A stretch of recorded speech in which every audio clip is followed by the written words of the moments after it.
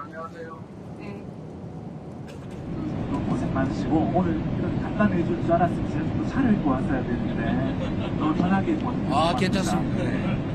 아니 우리 대통령이 그 관세 협상 직후에도 그렇고 이번 대선당 앞두고도 좀 승력을 키워야겠다 이런 말씀을 해주셨는데 이제 대통령은 평소에 이제 항상 이제 흔들림이 없으실 것 같은데 그 두 번의 이제 말씀 드리면서 뭔가 이제 국가 최고 지도자로서 인간적인 고뇌를 이렇게 한 번쯤 국민께 이제 드러내실 거구나 이런 느낌이 들었는데 조금 이제 그 부분 관련해서 가장 어렵고 이 대통령의 고민과 고뇌를 깊게 만들었던 부분이 어떤 것인지 조금 덜 구체적으로 간단하겠고 그리고 하나만 더 듣겠습니다. 어차피 우리 정부 임기는 5년이고 이제 국민 여론 지지율이라는 이름으로 국민에 나오는 국민 여론은 매주 나오는 것이기 때문에 거기에 일할 필요는 없다고 생각을 하는데 다만 지금 조금 여러 가지 이유로 조금 하락하고 있는 분위기가 없지 않은데 이번에 이제 방귀 성과 너무 좋으셨고 또 이 에너지가 미국까지 이어지면 또 이제 좀 반등의 동력이 생길 것 같긴 한데 그 말씀 한번 해주겠습니다. 여러분도 다 아시지 않습니까? 최근에 지지율 여론조사가 왜 그런지는 그 국민의힘 전당대회 하잖아요. 상당 부분이 거기에 아마 영향을 받지 않았을까 생각도 합니다.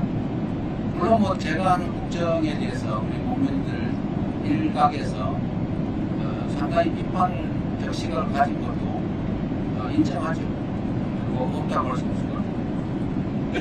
그러나 언제나 말씀드린 것처럼 저는 정치라고 하는 게 어떤 표현, 아니 포장 이런 걸 잘해서 일시적으로 좋은 평판을 받는 것도 물론 의미이지만 진짜 중요한 것은 대한민국이 좀 더 나은 나라로 바뀌고 이 대한민국에 터져가 살아가는 우리 국민들의 삶의 조건이 더 개선돼야 진짜 좋아지는 거 아닙니까? 저는 그게 결국은 국민 지지율로 최종 평가될 거라고 생각합니다. 제일 중요한 것은 국민들의 삶의 조건을 더 낮게 만들어 놓는 거죠. 그 과정에서 진봉은 있겠지요. 결국 강물이 흘러서 바다로 가야 되는데 그 흐름을 잘 유지를 한다면 그 과정에 뭐 가끔 태풍도 불고 뭐 풍랑도 일고 뭐 계곡을 지나다 보면 물살이 거칠어지기도 하고 할 텐데요. 거기에 너무 연연하면 판단이 흐려질 수 있다는 생각이 듭니다. 그래서 저도 사실은 뭐 객관적으로 나타나는 국민들의 지지도라고 하는 게 나쁘게 변하면 기분이 좋을 리 있습니다. 저는 사실 여러분들이 여론조사라고 하는 지표를 보고 아시는 것만큼 저는 빨리 하는 길이 있어요. 저한테 엄청나게 문자 메시지들이 옵니다. 아, 대통령님 그러실 줄 몰랐어요. 뭐 이렇게 꽤 여러 개가 오면 그 위험한 거예요. 근데 그런 데서 우리가 알 수가 있지. 그러나 그것조차도 다 감안해서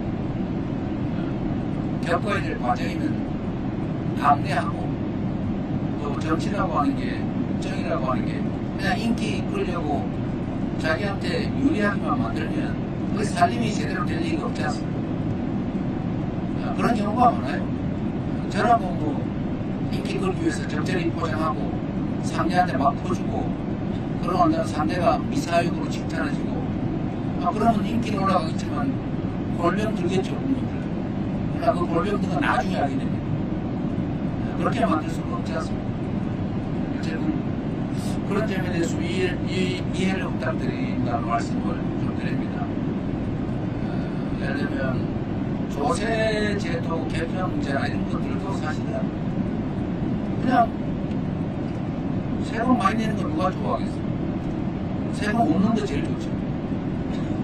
그래서 세금 없애주겠다고 하면 인기 있어서 결국 그러다가 나라 살림이 망가지기도 하지 않습니까? 근데 그렇게 할 수는 없는 거다. 국력을 키우자는 얘기를 왜 그렇게 하느냐. 뭐 그걸 어떻게 다 얘기를 하겠습니까? 지금 이 순간에도 그런 생각을 하죠.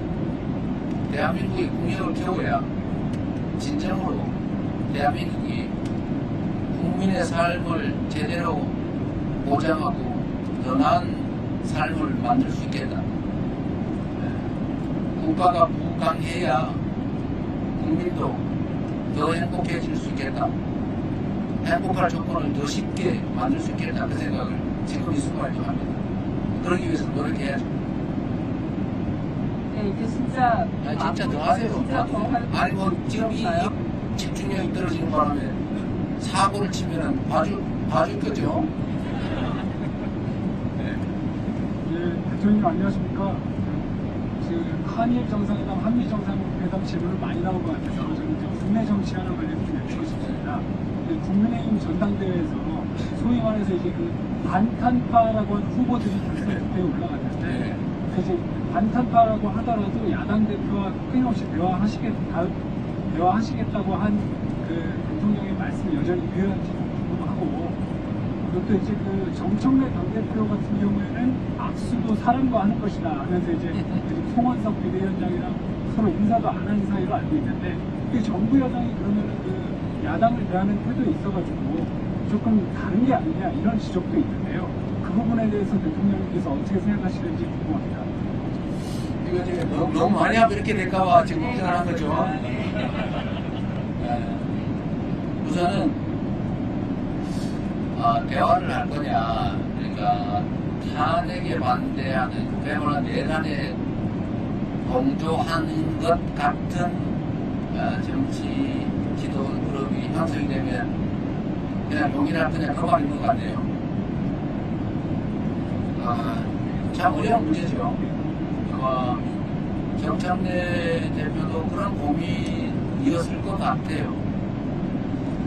그러나 대통령 입장에서는 그런 사람들이 뽑힌다 하더라도 그 뽑은 사람들도 국민이고, 일단 거기에 대해서 나중에 어떤 뭐 법적 정치적 제재가 될지는 모르겠지만 그건 알 수 없는 일이고, 일단 공식적인 법적인 야당의 대표가 법적인 절차를 거쳐서 선출되면 대화해야죠.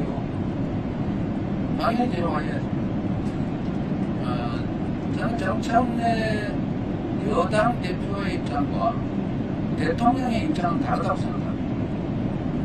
저는 여당의 도움을 받았습니다. 여당의 입장을 가지고 대통령 선거에 이긴 건 맞는데, 당선돼서 국정을 맡는 순간부터는 여당을 대표하는 게 아니라 국민을 대표해야죠. 그래서 여당이든 야당이든, 물론 뭐 여당하고 좀 더 가깝긴 하지만 좀 더 의지 협력하는 관계가 깊기는 하지만 야당을 배제해서는 안 되는 게 당연하다고 생각해요.